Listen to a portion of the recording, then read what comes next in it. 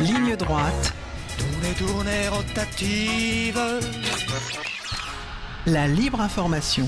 Et c'est en une du British Medicine Journal, un journal scientifique anglais, très connu et très reconnu aussi dans le milieu scientifique depuis 2 jours. C'est en une. Et pourtant, silence radio des médias en France, enfin presque. C'est donc une fraude de grande ampleur impliquant la société pharmaceutique Pfizer et son sous-traitant, la société Vantavia Research Group, chargée des essais cliniques et donc en relation avec la Food and Drug Administration, la FDA américaine. Elle a révélé mardi cette fraude et on va voir de quoi il s'agit avec notre invité Surya Harbi. Bonjour Surya Harbi. Bonjour. Alors vous êtes, je rappelle, un informaticien, mathématicien, scientifique, membre de l'Association internationale pour une médecine scientifique, internationale et bienveillante. C'est l'AIMSIB ou l'EMSIB, je ne sais plus comment on prononce. Absolument. L'EMSIB, c'est ça. Qui œuvre pour la transparence des données administratives liées à la santé et en particulier à la pharmacovigilance. Alors là, on est vraiment en plein dedans. Alors de quoi il s'agit ? Est-ce que vous avez suivi un peu cette affaire ? Est-ce que vous pouvez nous raconter ? Oui, tout à fait. Alors, bien sûr, la plupart des gens ne le savent peut-être pas, mais en fait, les grandes compagnies pharmaceutiques n'organisent pas elles-mêmes les essais cliniques. Enfin, elles s'occupent de toute la structure administrative, mais en fait, le monde médico-pharmaceutique fait vivre tout un vivier de sous-traitants, comme dans tout un tas d'industries. Et en l'occurrence, pour les essais cliniques, c'est le cas. Donc, en fait, elles sous-traitent une grande partie de la gestion des centres, puisque les patients, en fait, dans un essai clinique, on les recrute pas dans la rue. Faut bien les trouver quelque part. Donc en gros, souvent ça se fait dans des CHU et en l'espèce cette société Vantavia est ce qu'on appelle un CRO, un Contract Research Organization, qui n'est rien d'autre qu'un sous-traitant qui se charge de la réalisation et la supervision d'un essai clinique. Voilà. Et c'est donc une directrice régionale de ce sous-traitant qui a tiré la sonnette d'alarme et qui d'ailleurs après a été renvoyée, après avoir signalé les problèmes. Alors racontez-nous. Donc, normalement, les essais se font en aveugle, c'est-à-dire que ni les opérateurs qui administrent les produits, ni les patients ne doivent savoir quels produits ils ont reçus entre le vaccin et le placebo.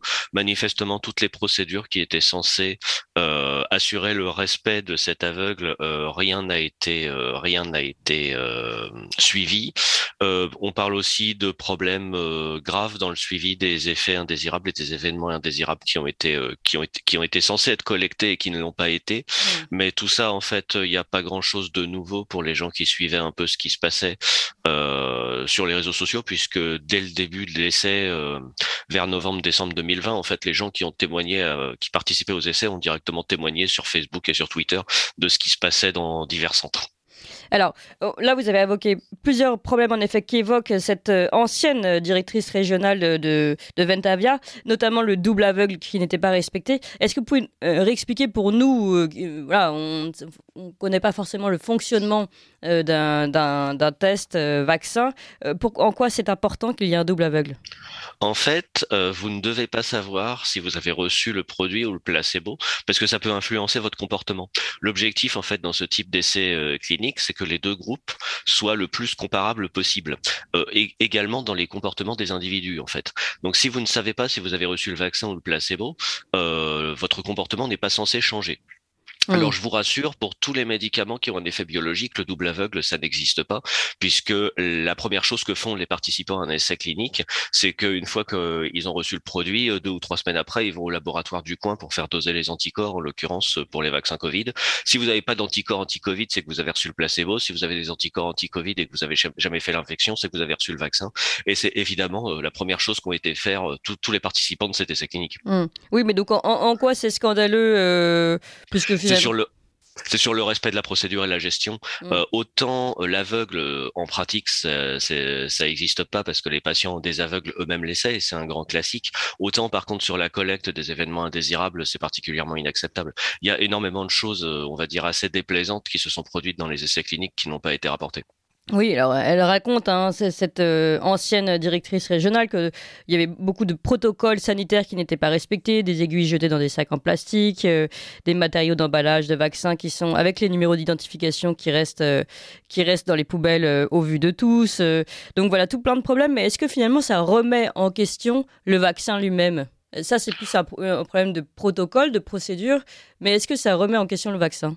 Ah, bien sûr, puisque de toute façon, à partir du moment où la procédure expérimentale initiale n'est pas respectée, ça veut dire que tous les résultats sont le caractère interprétable de tous les résultats n'est plus garanti en fait. Donc bon, même si d'après les experts en recherche clinique qui avaient regardé dès le début le déroulement des opérations, de toute façon, même sans ce scandale, c'était une évidence qu'il y avait des problèmes même au niveau du déroulement de cet essai.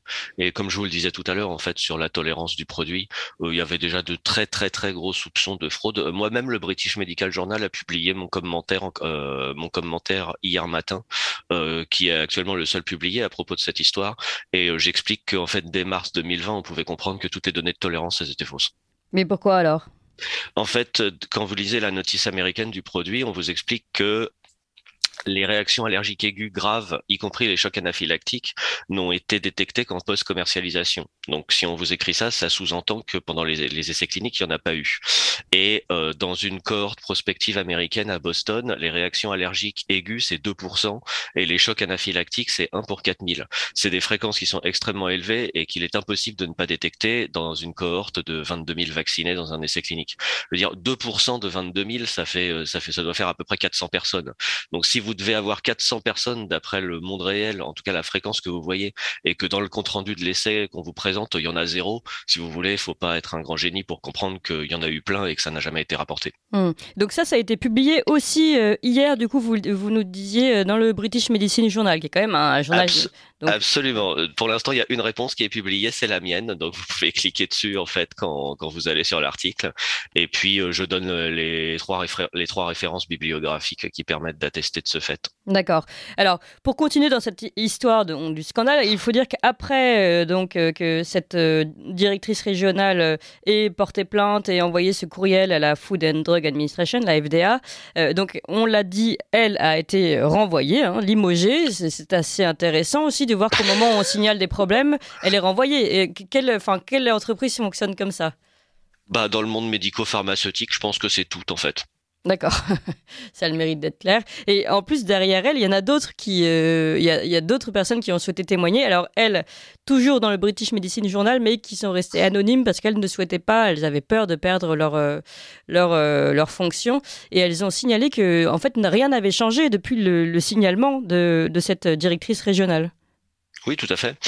Après que des gens témoignent sous anonymat, étant donné que je pense que personne n'a trop envie de se retrouver au chômage, surtout que c'est un petit monde, donc si vous faites ça à découvert, vous êtes complètement grillé, c'est quelque chose qui est parfaitement normal. Et malheureusement, les gens découvrent que les agences de santé, les régulateurs nationaux couvrent tout, mais le comportement de la FDA depuis très très très longtemps, c'est quand même d'approuver tout et n'importe quoi qu'il puisse se passer, et quelles que soient les irrégularités dans les essais cliniques qui peuvent se produire. Il faut savoir qu'il y a il y a des médicaments pour lesquels il est documenté que les données sont fausses, les données sont frauduleuses, et pourtant ça n'a pas l'air d'intéresser grand monde en fait. Oui, parce que donc on a ces informations avec ces dates. Quelques semaines après le signalement de cette directrice régionale, Pfizer a soumis sa demande d'autorisation d'urgence à la FDA. La réunion s'est tenue le 10 décembre dernier et n'a fait aucune mention des problèmes qui ont été rencontrés sur le site de Ventavia. Et finalement, la FDA a donc délivré son feu vert dès le lendemain. Donc, Tout à fait. On fait comme si vraiment il n'y avait pas eu de problème. Circulaire, il n'y a rien à voir. Business as usual, il y a pas de souci. D'ailleurs, il est noté dans l'article du British Medical Journal que la FDA a été prévenue et ils ont rien fait. C'est-à-dire qu'il n'y a pas eu d'inspection. Donc à partir de ce moment-là, quand on vous remonte des irrégularités graves et que le régulateur ne fait rien, ça veut dire qu'il cautionne. Je vais vous donner aussi quelques phrases issues des témoignages, dont des témoins qui ont témoigné après cette directrice régionale en anonyme. Certaines ont déclaré qu'elles avaient travaillé sur plus de 40 essais cliniques autour de leur carrière, et donc de nombreux essais de grande envergure, mais que jamais elles n'avaient connu un environnement de travail aussi désordonné que celui de Ventavia pour l'essai de Pfizer. Et puis selon un deuxième employé qui a décrit cet environnement chez Ventavia, elle dit que cet environnement est différent de tout ce qu'elle avait pu pu connaître en 20 ans de recherche. Voilà, c'est quand même très très lourd et on a du mal à comprendre comment aujourd'hui c'est si peu repris. Pourtant, le British Medicine Journal, encore une fois, c'est pas une revue complotiste, hein, c'est une des plus grandes revues scientifiques. Et je tiens à signaler quand même cet article du Monde qui, comme par hasard, c'est quand même assez drôle, est sorti hier.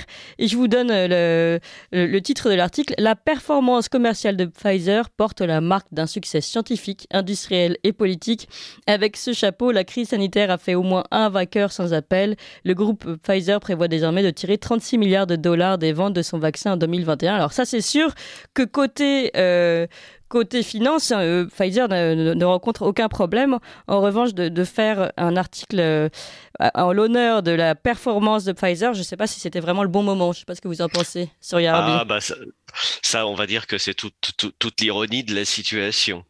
Ouais, c'est ça, exactement. Mais bon, là, on va dire qu'ils ont le sens de l'ironie. En tout cas, merci beaucoup, Surya Harbi, pour ces éclaircissements autour de ce scandale, quand même, ce vrai scandale sanitaire qui pose beaucoup de questions sur le vaccin qui nous est quand même rendu quasi obligatoire, on va le dire, aujourd'hui en France. Merci encore. Je rappelle que vous êtes mathématicien scientifique, membre de l'Association internationale pour une médecine scientifique internationale et bienveillante, l'EMCIB, et donc on peut retrouver votre article de réponse à ce scandale dans le journal, le British Medicine Journal. Merci encore à vous. 7h, 9h sur Radio Courtoisie, suivez la ligne droite.